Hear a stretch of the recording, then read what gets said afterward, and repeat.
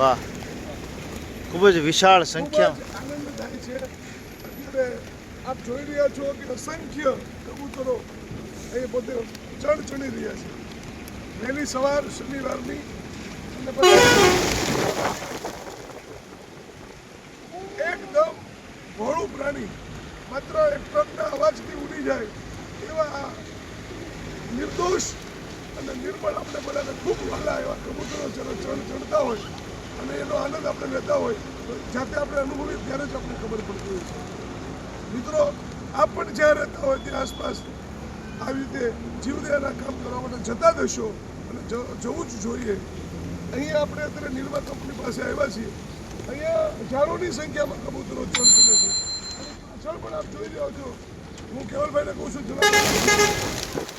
પાછળ પણ એટલા જ કબૂતરો છે. અને આજે અમે વહેલી સવારે ઉઠ્યા. અમારા પ્રથમ દેવાંશીભાઈએ ખાસ યાદ કર્યું કે રાજભા અંકલ આપણે જવું છે.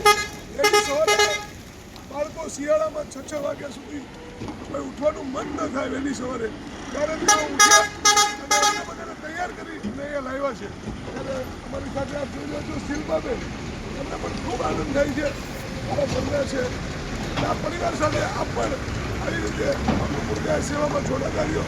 કૈલાસ ચેરિટેબલ ટ્રસ્ટ છે એ ગૌ સેવા માનવ સેવાનું કામ તો કરે જ છે, પરંતુ સાથોસાથ જીવદયાનું પણ આ જ કામ કરી રહ્યું છે. તો આપણે પણ આવા કામમાં નિમિત્ત બનતા રહીએ. જે લોકો સહકાર આપી રહ્યા છે એના માટે ખૂબ ખૂબ અમે આભારની લાગણી વ્યક્ત કરીએ છીએ. હર હર મહાદેવ.